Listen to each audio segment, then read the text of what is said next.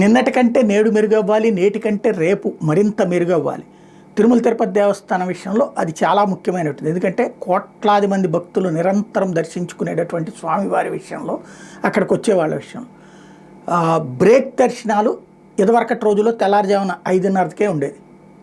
అప్పుడు అందరూ కూడా ముందు రోజునే వచ్చేసి అక్కడ రూమ్స్ తీసుకుని ఆ తర్వాత తెల్లవారుజామున బ్రేక్ దర్శనం చేసుకుని మధ్యాహ్నం టైంకి అట్లాగా వెళ్ళేవాళ్ళు. తర్వాత ఈ ఇంతకుముందు ఉన్నటువంటి ఈవో ధర్మారెడ్డి గారి హయాంలో చేసుకొచ్చినటువంటి ఫార్ములా ఏంటంటే బ్రేక్ దర్శనాన్ని 9:30, 10 తీసుకొచ్చారు.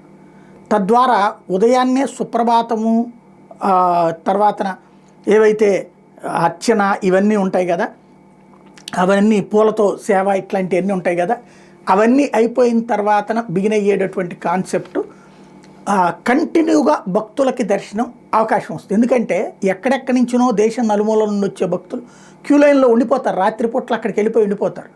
వాళ్ళకి ఈ పొద్దున్నే అలాగ వెళ్ళిపోతే వాళ్ళు ఏ 10 బయటకు వచ్చేస్తారు, దర్శనం చేసేసుకునేసి వెళ్ళిపోతారు. అలా కాకుండా పొద్దున్నే బ్రేక్ అయ్యేటప్పటికి ఆ బ్రేక్ దగ్గర కనీసం 1 గంట 2 గంటల సమయం పడుతుంది.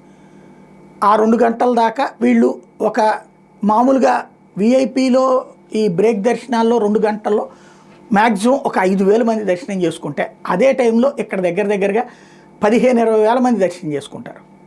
ఆ స్థాయిలో ఉంటుంది అక్కడ ఉచిత దర్శనాలు.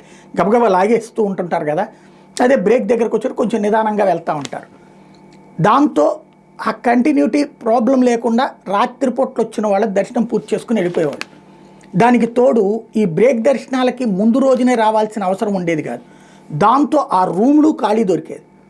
ఇప్పుడు మళ్ళీ బ్రేక్ దర్శనాల్ని ముందుకు తీసుకొద్దాం అనుకుంటున్నారట.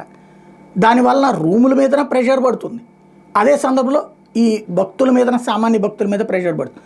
ఇప్పుడు వివిధ రాష్ట్రాల నుంచి వచ్చేటటువంటి వాళ్ళు కానీ వాళ్ళు పొద్దున పూట ఎయిర్పోర్ట్లో దిగేసి అక్కడ ఈ 200 ఏమో శ్రీవాణి టికెట్లు ఇస్తున్నారు కదా, అవి తీసుకుని వచ్చేస్తున్నారు. శుభ్రంగా ఆ రోజునే వస్తారు, ఆ రోజునే దర్శనం చేసుకుని ఆ రోజునే వెళ్ళిపోతారు. తద్వారా ప్రెషర్ తగ్గుతోంది కొండ మీదన, టీటీడీ మీదన. మరి ఆ దిశగా ఆలోచించి అదే కంటిన్యూ చేయడం బెటర్ అని అనుకుంటారా, లేదు ఈ ముందే బెటర్ అని అనుకుంటారా అన్నటువంటిది ఇక రాబోయే రోజుల్లో చూడాల్సి ఉంది.